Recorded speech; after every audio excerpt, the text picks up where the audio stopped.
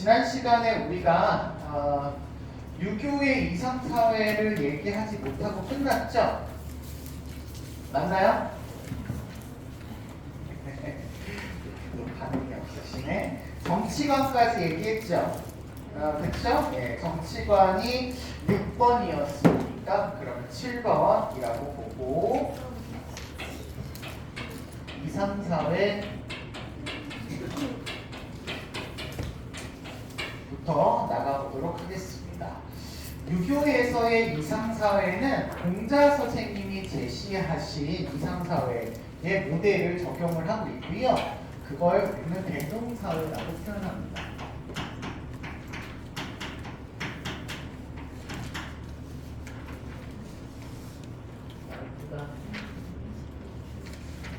배터리가 없는 것 같아요. 그래서 나오네. 이거 나오네요. 배터리가 왔다 갔다 하는 것 같아요. 그냥 제가 목소리로 해도 다 들리게 하시잖아요. 그쵸?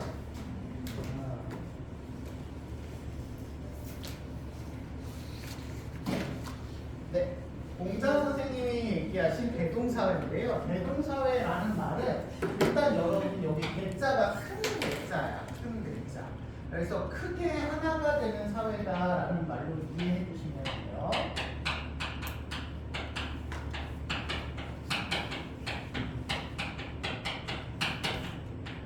네, 그냥 해석했을 때 크게 하나가 되는 사회다. 이런 얘기가 됩니다. 뭐 어떻게 해야 그럼 크게 하나가 되느냐라고 할 때 구체적인 설명을 하시는데요. 일단은 도덕성을 갖춘 인재가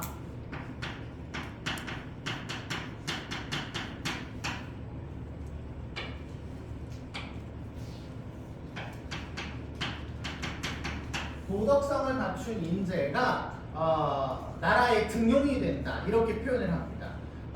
그러니까 일단 유교에서 제일 중요한 건 인의예지의 도덕성이잖아요. 그러니까 이 도덕성이 있어야 된다는 얘기고, 이 도덕성과 지난 시간에 정명사상 얘기해드렸죠. 기억날까요? 정명, 이름에 맞게 행동을 해야 된다라고 해가지고 사회적 지위에 걸맞는 역할 수행이 이루어져야 된다. 왕은 왕다워야 되고 임금님은 임금님다워야 된다. 맹자 선생님도 나라를 잘 다스리기 위해서 백성에게 경제적인 안정을 제공하는 역할을 하지 않으면 역성혁명 일어날 수 있다. 이렇게 얘기를 했잖아요. 그러니까 일단 자기가 도덕성을 갖추어야 된다. 숙이 아니해야 된다 얘기했잖아. 나 먼저 일단 도덕성을 갖추고 그리고 다른 사람을 편안하게 할 수 있는 능력을 가졌느냐에 따라서 그 사람들을 등용해야 된다.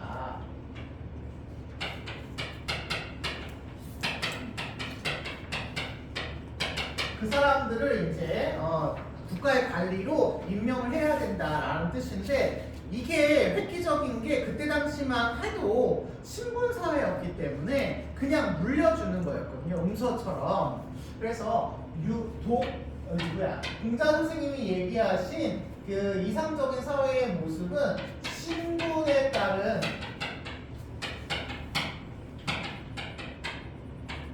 세습을 의미하는 게 아니다라고 하는 말로 기억해 주시면 됩니다.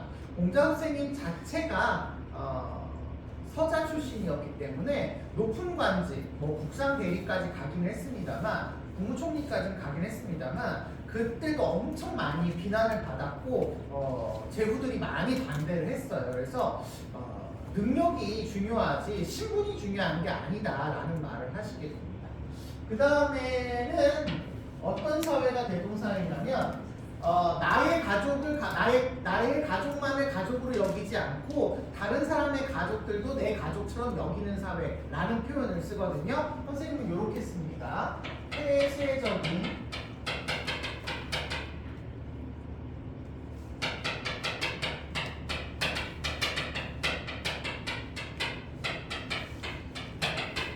가족주의를 벗어나야 된다. 우리 가족 이기주의 같은 것들이에요. 그렇다는 얘기는 다른 사람들도 내 가족처럼 존중한다. 이런 얘기가 됩니다.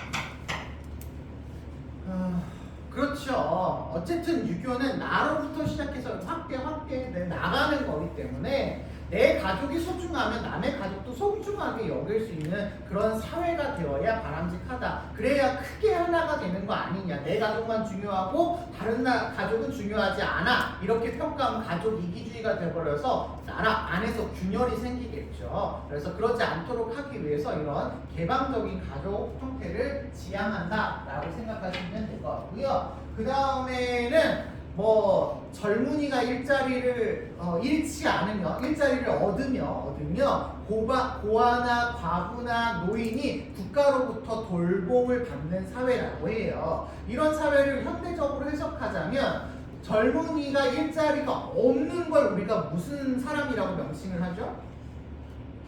실업자라고 하죠. 그렇죠? 고아나 과부나 병자 묶으면 우리가 무슨 약자라고 하지? 사회적인 약자라고 하죠. 이런 사회적인 약자가 국가로부터 돌봄을 받는데 우리가 이런 사회를 무슨 국가라고 하지? 그렇지요. 현대적인 해석으로 봤을 때 복지국가를 지향한다.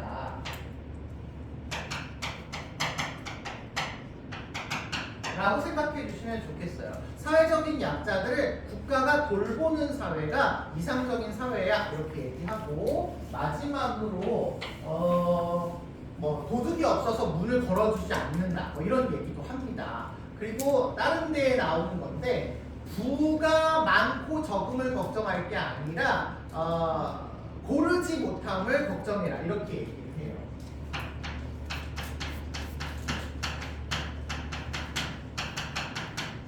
근데 여기서 얘기하는 고르다라고 하는 건 평등하다, 똑같다의 의미가 아니에요. 균등하다라는 말의 의미가 아닙니다.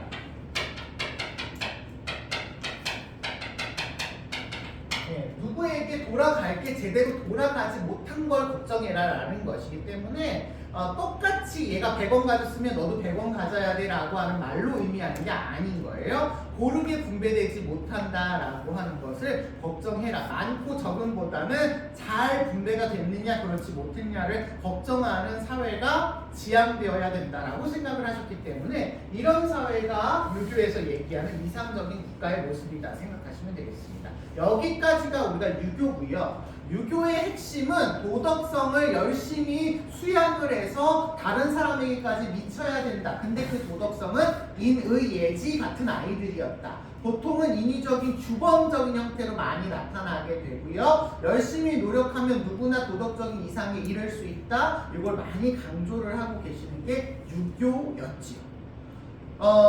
순서상으로는 제가 원래는 불교를 나가야 되는데요. 우리나라에 영향을 미친 순으로 하시면 불교를 나가야 되는데 얘하고 유교하고 좀 비교를 하기 위해서 제가 도가를 먼저 나갈까 합니다.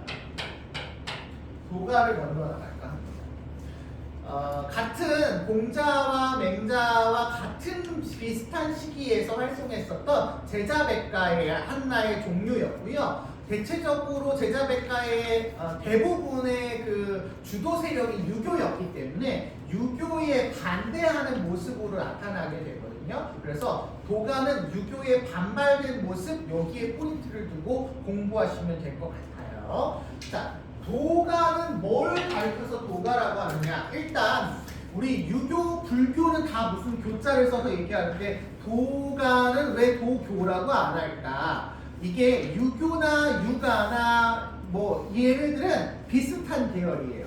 불교나 불가는 다 비슷해요. 그런데 도가와 도교는 조금 구별이 됩니다. 그래서 우리 윤리 시간에는 도교와 도가를 구분하기 때문에 우리의 포인트는 도가에만 맞춰 있어서 우리가 도교를 배울 건 아니기 때문에 도가만 얘기를 할게 될 것 같아서 도가라고 쓰고요. 도가를 만드신 분이 이제 노자 선생님이랑 장자 선생님입니다. 이렇게 생각하시면 되시겠습니다.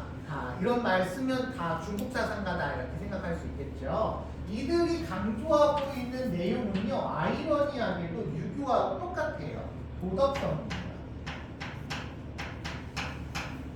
똑같아요. 그런데 해석이 달라요. 해석이 달라요. 똑같은 도덕이라고 쓰지만 도가에서 얘기하는 도덕은요 같은 도거든요.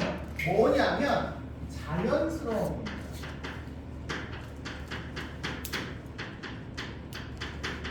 인위적인 것을 없애는 게 도덕이다라고 얘기해요. 그러면 시험 문제에서 도덕성을 지향해야 된다라는 문장이 나오면 유교만 돼요? 도가도 돼요? 그렇죠. 둘 다 되는 공통점을 찾아야 돼. 그런데 도덕성을 어떻게 해석했느냐는 다른 거죠. 다른 거죠. 알겠죠? 도덕성을 추구해야 된다라는 말은 같은 표현이다 생각하시면 되겠습니다. 자, 의미부터 좀 도덕성부터 좀 자세하게 살펴보도록 할게요. 도가에서는 이 도덕성이 뭐냐가 핵심이기 때문에 이것이 이제 제일 중요하다 생각하시고 보시면 되실 것 같습니다. 자, 도덕이란 아까 금방 말씀드린 것처럼 자연스러움입니다. 자연스러움. 이 자연스러움이라고 하는 건 모든 만물이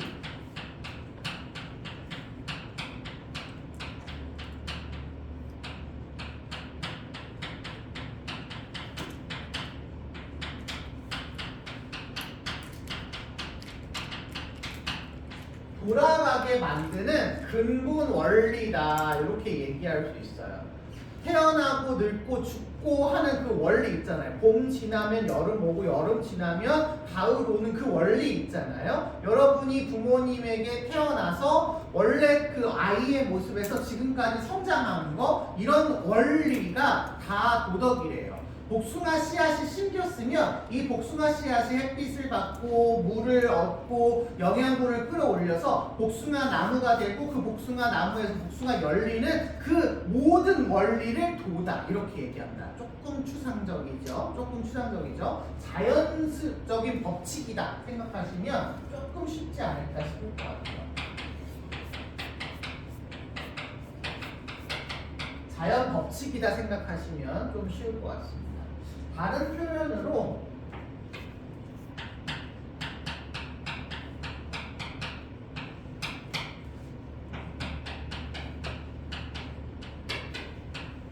만물을 태어나게 하고 죽게 하는 혹은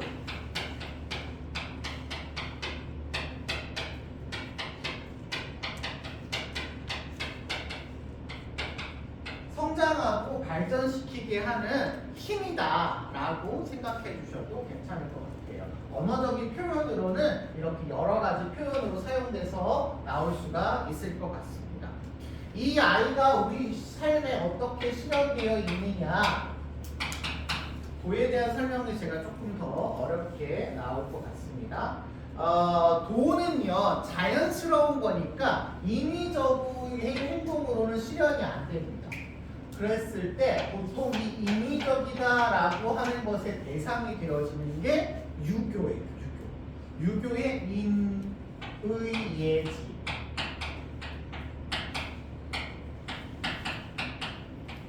이런 도덕성 혹은 사회 규범 이런 것들은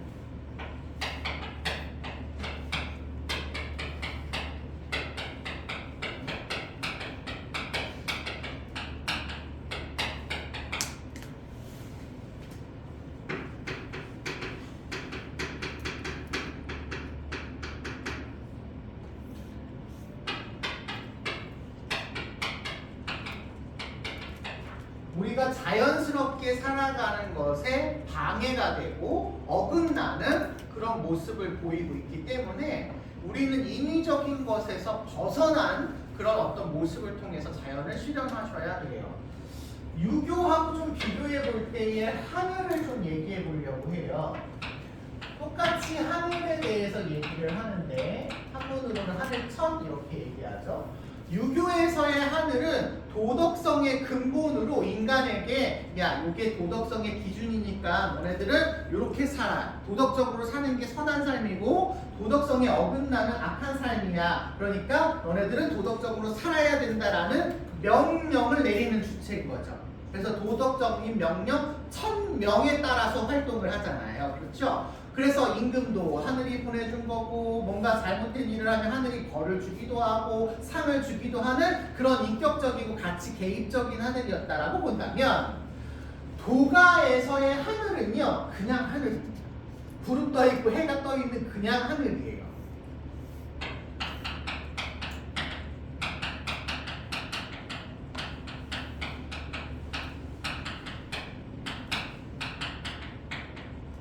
그냥 자연의 하나예요. 자연의 하나. 얘가 인간의 삶에 개입을 해서 얘들아 선하게 살아라 악하게 살아라 라고 강요하지 않아요. 우리가 악하게 살아도 비가 오고 착하게 살아도 비가 오는 것처럼 하늘은 우리의 삶에 관여하지 않습니다.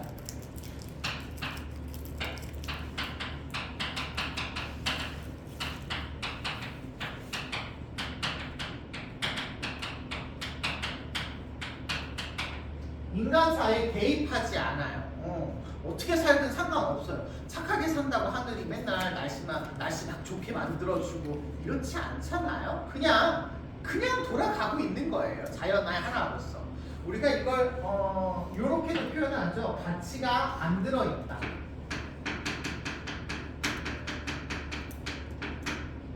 가치가 안 들어있다. 이렇게도 표현을 하죠. 또 다른 표현으로는 하늘을 무목적의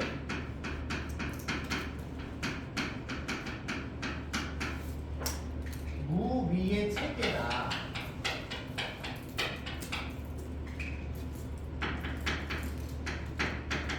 이게 의자가 두 번 들어가서 이게 조금 해석이 어려울 수 있는데 어쩔 수 없이 제가 이렇게 씁니다. 이렇게 나오기도 하고요. 일단 하늘은 가치가 없어요. 뭐 하라고 하지 않아. 우리한테 너네 열매 맺어라, 뭐 도덕적으로 살아라 이렇게 강요하지 않아요. 그러니까 목적 자체가 없습니다. 유교에서 하늘은 도덕적으로 삶을 살아라 라고 명령을 내리고 도덕적인 삶을 추구하잖아요. 그런데 얘네들은 그렇지 않다. 그냥 내버려 준다는 거야. 알아서 커. 햇빛 나고 물 나고 영양분 끌어올리면 알아서 열매가 맺어지는 것처럼 강제로 막 물 주고 끌어올리고 그러면 오히려 그 아이의 본성에서 어긋날 수 있다라는 거죠. 이런 얘기 해도 되나 모르겠지만 선생님은 강아지나 동물이나 식물을 잘 못 키워요. 왜냐하면 그냥 내 뜻대로 하거든요. 이 아이에게 맞춤으로 주지 않아.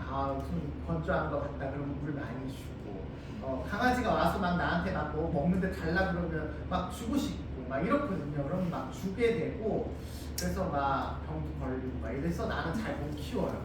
그런데 이거를 유교적인 관점에서 보지 않고 이런 도가적인 관점에서 본다면 가만히 내버려 두는 게 오히려 그 아이가 잘 자라는 거거든.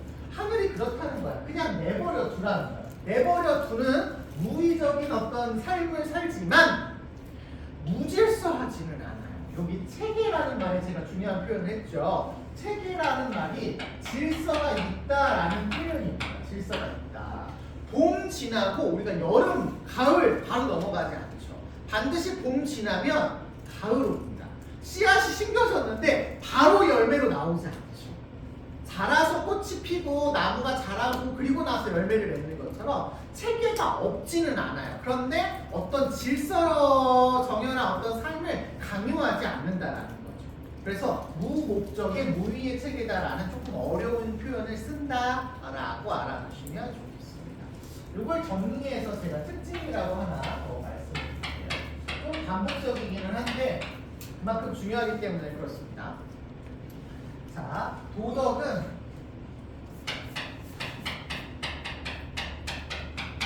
모든 만물에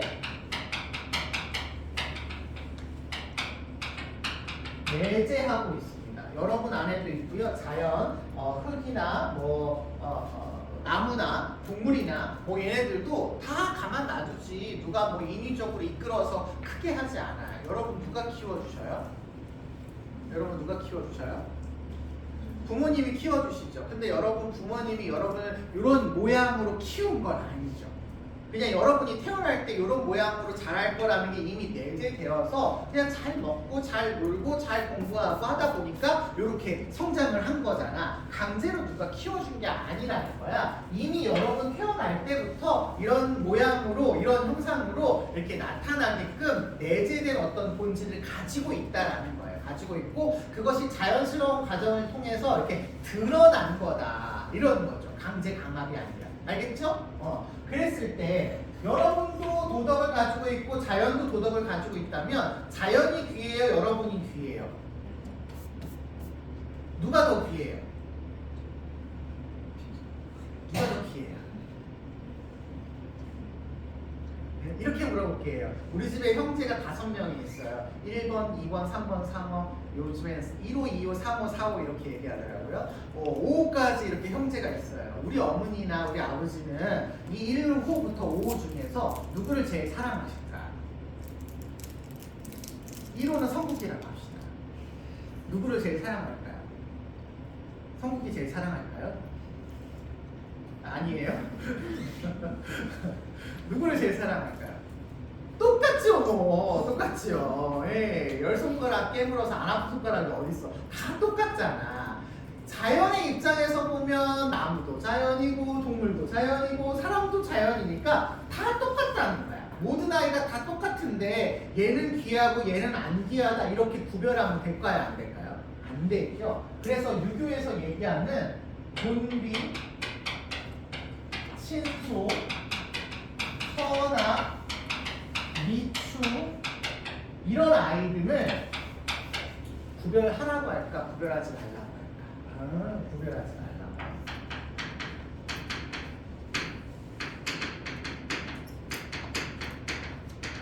구별하지 않는 게 바람직한 도덕의 관점이라는 거예요. 이걸 구별하면 이거 인위적인 거라는 거지. 사람 입장에서 보니까 얘가 뭘 똑똑하게 아는 것 같지만 진짜 우리가 모르는 저 미지의 어떤 세계에서 보면 정말 티끌만큼 아는 거예요. 티끌만큼 아는 거 조금 더 안다고 얘기할 수 있는 것도 아니고 김태희가 예쁘다. 요즘은 제가 누가 예쁜지 대명사를 모르겠어. 요즘은 누구 예쁘다고 해야 돼? 누구 이름을 모르겠네. 못 듣는 이름이나. 뭐 예쁘지만 우리 보기 예쁘지 뭐 미국 사람이 봤을 때 똑같이 예쁠까? 저 아프리카 사람 봤을 때 똑같이 예쁠까? 동물이 봤을 때도 똑같이 예쁠까? 아니라는 거야. 그냥 인간의 선입견이고 인간의 그 편견일 뿐이야. 그러니까 이런 것들을 구분하는 것 자체가 의미가 없대요. 다 똑같다라고 생각을 하셔야 된다는 겁니다. 인간의 선입견과 편견을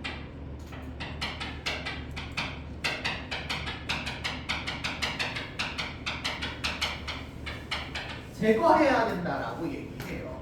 요거를 이제 장자 선생님이 약간 좀 우화를 들어서 설명하는 부분이 있는데 어느 나라에 그 나라의 약간 좀 길조라고 생각되는 아주 예쁜 새가 왕국으로 날아들었대요. 그래가지고 뭐 도망도 안 가고 막 있는 거야. 그래서 왕이 이거 우리나라가 잘 될 징조구나 생각해가지고 이 새를 위해서 황금으로 새장을 만들어줘.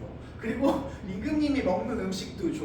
임금님이 봤을 때 화려하다라고 하는 여러 가지 재료들을 다 새장에다 넣어놓고 새를 거기다가 이렇게 잘 모셔놨어요. 새가 행복해요? 불행해요? 새는 얼마 안 가서 죽었어요. 이게 인간의 입장에서 봤을 때 아름답고 뭐 이렇다라는 것이지 그 새의 입장에서 보면 오히려 독이 될 수도 있다라는 거죠. 그렇기 때문에 이거 다 인간의 선입견이고 편견이니까 구별하지 마라. 이렇게 얘기를 합니다. 그 얘기를 다르게 얘기하면 인간의 자연스러운 어떤 본성, 도덕성 이런 것들은 그냥 드러내야 할 수 있어요. 졸리면 자야 되고 배고프면 먹어야 돼. 그런데 너무 지나치게 출세해야 된다, 성공해야 된다, 늙지 않고 예뻐야 된다, 안 죽어야 된다 이런 집착들이 인간의 자연스러운 본성을 해치게 되더라. 그러니 사욕을 지나친 욕구를 부리면 될까요? 안 될까요? 안 됩니다. 사욕을 제거하고 자연스러움을 따라야 된다.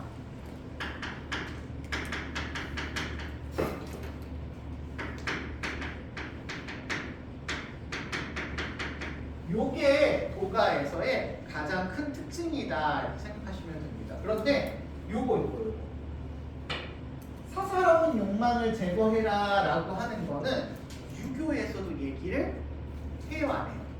하죠. 똑같이 하는 겁니다. 똑같이 사사로운 욕망을 제거해라, 지나친 욕망을 제거해라. 이건 유교와의 공통점이기도 하다라고 하는 거 기억해 주세요. 아니 선생님 도대체 그럼 어떻게 살아라는 거예요? 너무 말이 어려우시네요 라고 해서 노자 선생님이 셀프를 보여줍니다. 물처럼 살아야겠다. 물처럼 사는 것이 상선, 높은 선은 물과 같다라는 뜻이에요. 물처럼 사는 게 대표적인 자연스러운 삶이야. 물이 어떻게 사냐? 물은 위에서 아래로 흐른다. 아래로 흐른다. 그쵸? 물은 위에서 아래로 흘러요. 그럼에도 불구하고 물은 만물을 소생케 하는 근원이죠.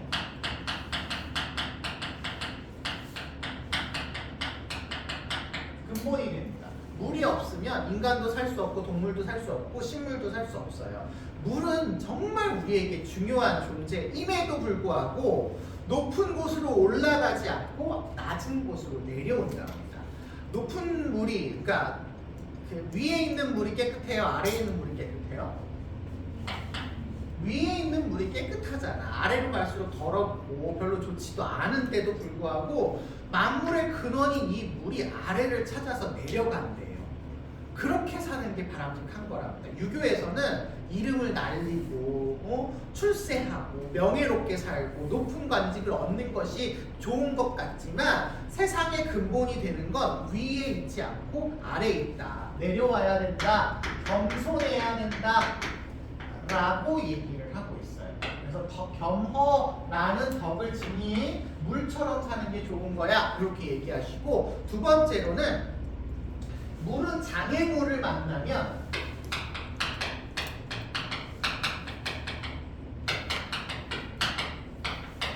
그 장애물과 싸우지 않죠. 싸우지 않고 돌아갑니다.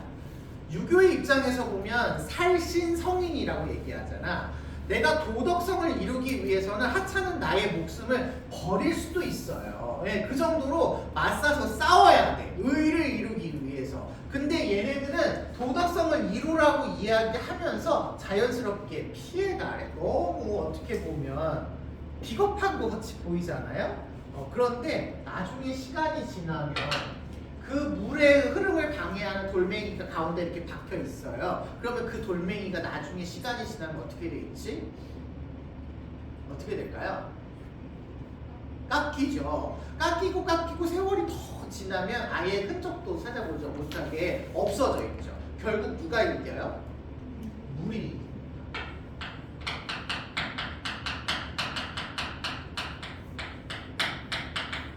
피하지만 그게 비겁해 보이는 것 같아도 이렇게 다투지 않고 살아가는 것이 결국은 이기는 길이다 라고 이야기를 하시게 됩니다. 부쟁의 덕이라고 하죠. 그러니 지금 당장 논쟁을 벌이고 다투고 싸우는 이런 삶은 인위적인 거야 라고 얘기하시면서 물처럼 살으라고 주장을 하시게 됩니다. 요런 게 도가의 핵심이다 라고 보시면 되겠고, 요것에 대한 이제 구체적인 설명을 몇 가지만 말씀을 드릴게요. 여기까지가 길고 나머지는 간단하게 제가 앞에 있는 거와 거의 똑같기 때문에 말씀을 드리려고 합니다. 자, 인간은 그러면 어떤 존재냐? 유교에서 인간 아까도 말씀드린 것처럼 인이라고 하는 도덕성을 지닌 특별한 존재였잖아요. 근데 여기는 그게 아니라 자연과 똑같아요.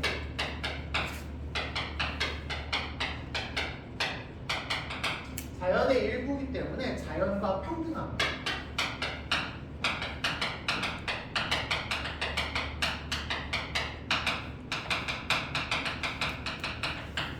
네, 자연과 평등한 존재다 이렇게 얘기할 수 있겠습니다. 그래서 인간은 자연처럼 살아야만 한다.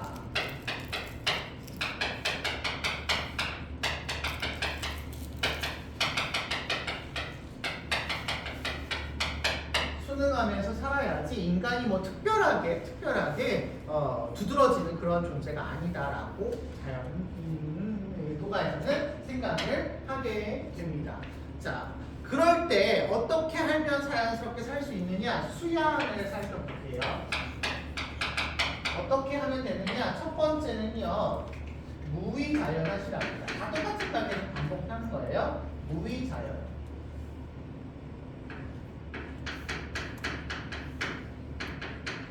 말 그대로 해석하면 인위적인 것이 없이 자연스럽게 라는 뜻이에요.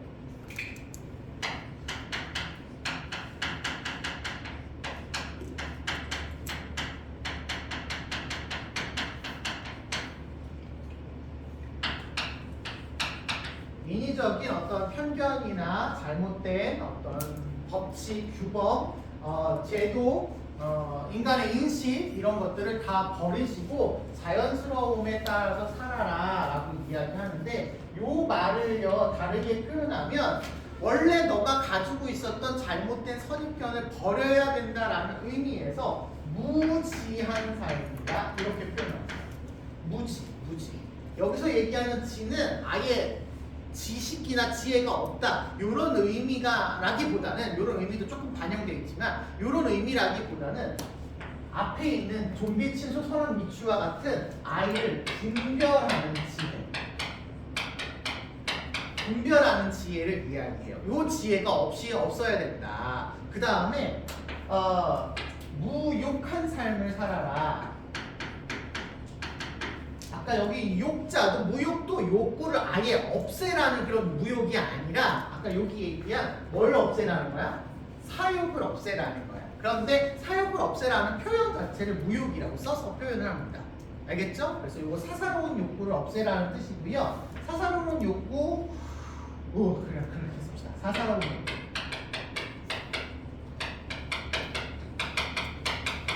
사사로운 욕구를 없애라는 뜻이에요. 그래서 이렇게 사는 것이 무위자연한 삶이다, 이상적인 삶이다 이렇게 얘기를 하신다 생각하시면 되겠습니다. 조금 더 나아가서 장자 선생님은 자연스럽게 사는 것이 아니라 그냥 네가 자연이 돼버려 라고 얘기해요. 이걸 우리가 물아인체라고 표현합니다.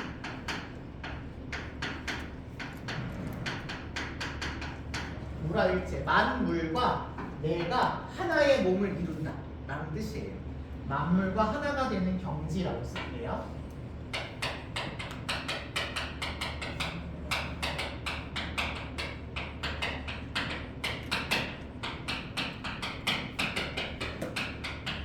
만물과 하나가 되는 경지인데 이 하나가 되는 경지에 도달하기 위해서 아까 얘기한 것처럼 내가 가지고 있는 선입견, 편견 뭐 이런 것들을 잊어버려야 돼. 좌망이라는 방법이라고 합니다. 좌망, 앉아서 읽는다로 직역하시면 되겠고요. 앉아서 읽기. 앉아서 읽는 대상은 아까 여기 했던 인위적인 어떤 편견이나 뭐 이런 것들이라고 생각하시면 되겠습니다. 알겠죠? 언어적 표현만 알아두시면 돼요. 똑같은 표현인데 심죄 마음 심자에다가 이게 청소하다라는 뜻으로 생각하시면 돼요. 청소하다 마음을 깨끗하게 비운다라는 뜻입니다. 근데 요거하고 비슷한 말이 허심이라는 말도 있습니다. 허심이라고 하기도 하고 허정심이라고 하기도 해요. 같은 표현이라고 알아두시고 마음이 비었다, 허하다, 공허하다 할 때 그 허자예요. 그래서 마음을 비운다라는 의미라고 생각하시면 되겠습니다.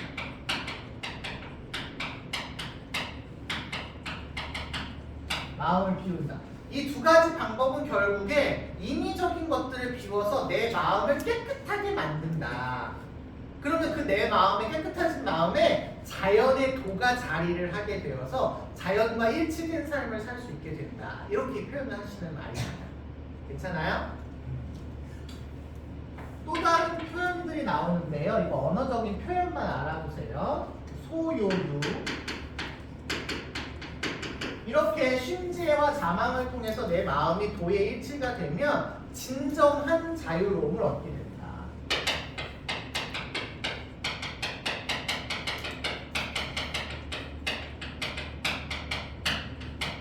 절대 자유의 경지에 이르게 되고 그런 상태가 되면 재물이라고 해서 모든 만물을 다 똑같이 바라본다.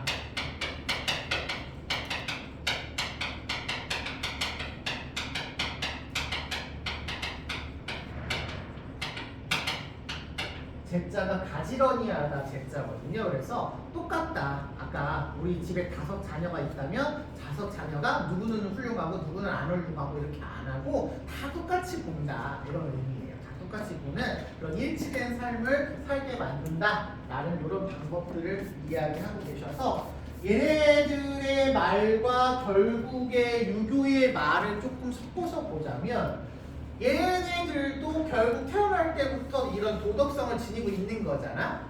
도덕성을 지니고 있는 거니까 열심히 노력해가지고 누구나 수양을 하면 이상적인 인간이 될 수 있다 없다? 있다라는 유교하고 똑같은 얘기를 하시게 되는 거죠.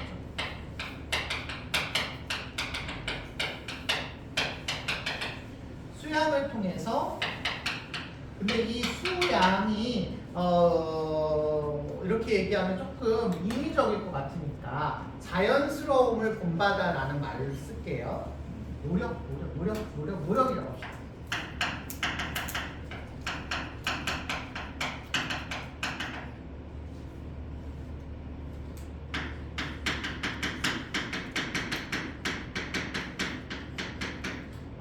노력을 통해서 누구나 이상적인 경지에 이를 수 있다라고 하는 표현이 유교와 도가의 공통적인 표현으로 사용될 수 있는 그런 내용이 되겠다.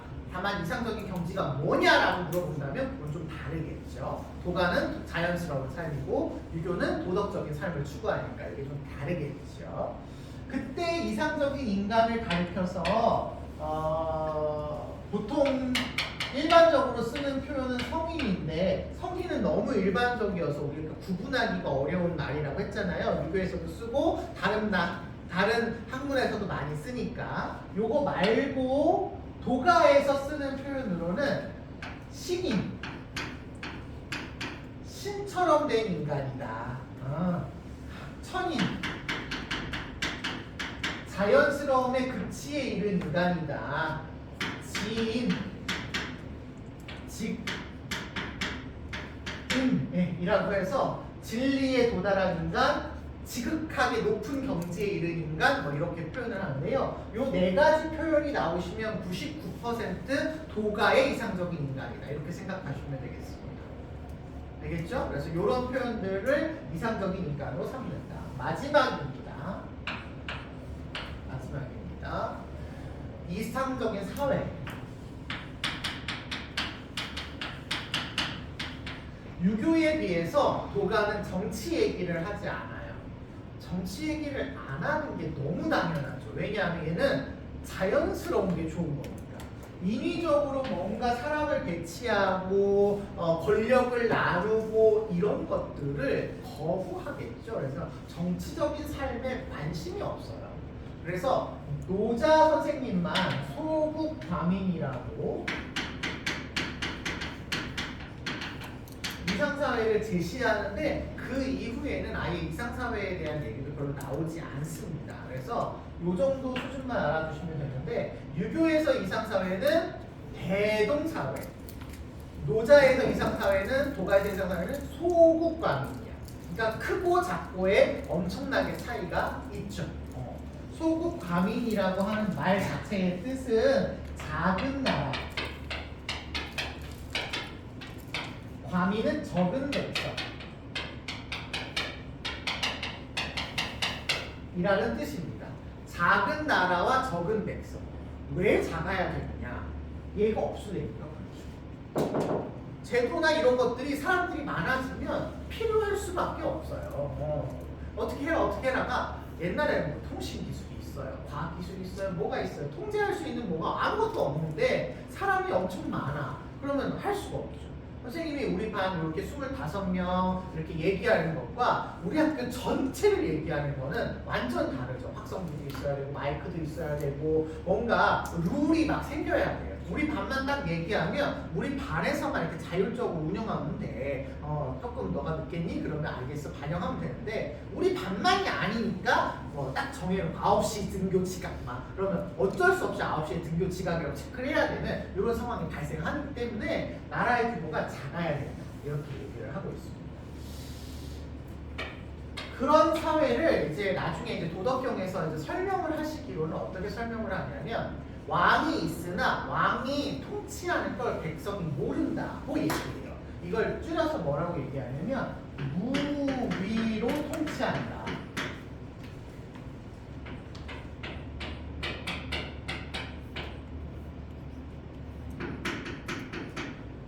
이렇게 줄여서 무위의 치라고 하는데 이 말이 무위의 통치다라는 말이에요. 인위적인 것이 없이 왕은 있으나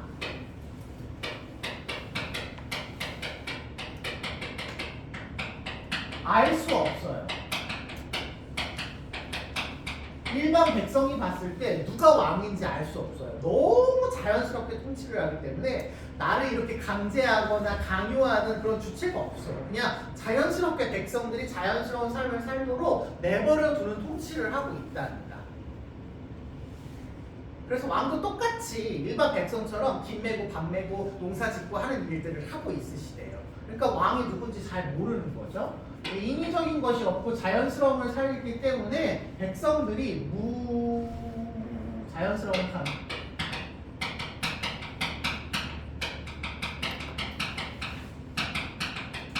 삶을 추구하도록 정치하는 모습이 나타나게 된다. 이렇게 보시면 됩니다. 어디 예화에 보시면 도덕경이나 생선을 뒤집는 것 같이 정치를 해라고 얘기를 해요. 옛날에는 생선이 프라이팬 같은 게 발달하지 않았으니까 자꾸 뒤집으면 살이 떨어져 나가죠. 떨어져 나가기 때문에 뒤집는 거를 적게 하라는 얘기야. 가능한 한 인위적인 활동을 하지 말아라 라는 얘기예요. 이런 식으로 통치를 해라 라고 얘기하시고요. 세 번째는 아까 앞에서 했던 건데 백성들에게 무의했잖아. 백성들에게 무지하고 무욕한 삶을 살도록 얘기하셔야 된다고 봅니다. 거기 도덕경에 보시면 괭이나 수레나 쟁기나 농기구가 있어도 사람들이 쓰지 않아. 수레나 배나 교통수단이 있어도 이걸 타고 멀리 가지 않아요.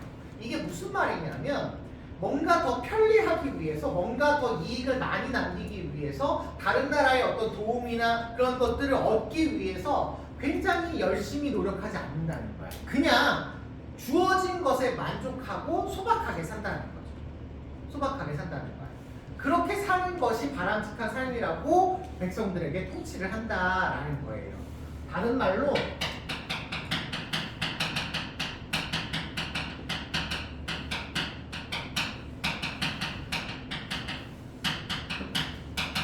뭔가 사회가 발달하고 잘 돼 있는 거는 인위적인 것이라고 보는 거죠. 요 무욕하고 관련 있는 겁니다.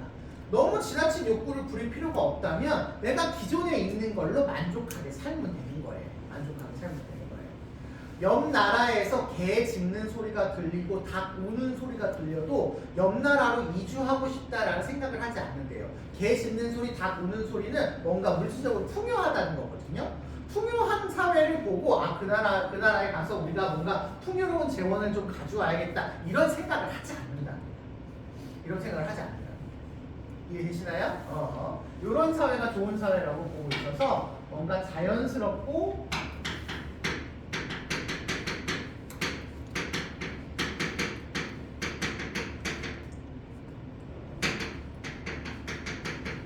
소박하게 사는 삶을 이상적인 사회로 간다라고 하는 것이 도가의 이상사회의 모습이다 생각하시면 되겠습니다.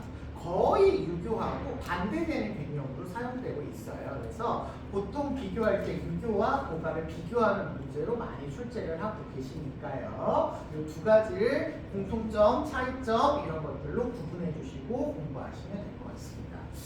자, 이 교재를 제가 대동사회와 소국가문 사회만 좀 볼까 해요. 15페이지 맨 밑에 박스 한번 보시면 대동사회가 나옵니다. 대동사회. 여기 15페이지 밑에는 제가 길게 이렇게 써드렸어요. 있는 그대로 길게 써드렸는데 이걸 줄이면 이렇게 됐다는 얘기입니다. 거기서 한 번씩 찾아봐 주세요. 요 얘기는 어디에 있고 요 얘기는 어디에 있구나. 밑줄 그어주시면서 한 번씩 찾아봐 주시면 좋겠습니다. 예를 들면 거기 첫 번째 줄 큰 도가 행해지니 천하는 인민의 것이 되고 표시할게요. 어질고 유능한 자가 선출. 어질고 유능한 자가 선출. 어질고 유능한 자, 도덕성이 있고 능력이 있는 자가 등용된다. 요 말인 겁니다. 아셨죠? 뭐 이런 식으로 한번 찾아보시라는 얘기예요. 한 번씩 쭉 읽어보셔야 됩니다. 자, 그 다음에 도가를 볼 텐데 도가는 제가 여기다가 소국가민을 안 넣어드렸어요. 뒤에 국가 부분에다 넣어드렸거든요. 137페이지 한번 봐주세요. 137페이지. 중간 네모에 보시면 도덕경에 나타난 소국가민의 구체적인 모습이 나옵니다. 여기에다 제가 설명을 해드렸으니까 여기를 참고해 보시면 되겠어요. 137페이지. 알겠죠? 다음 시간에 제가 수특이랑 불교를 나가고 수특이랑 교재를 한 번 더 보도록 하겠습니다. 오늘은 여기까지만 보실게요.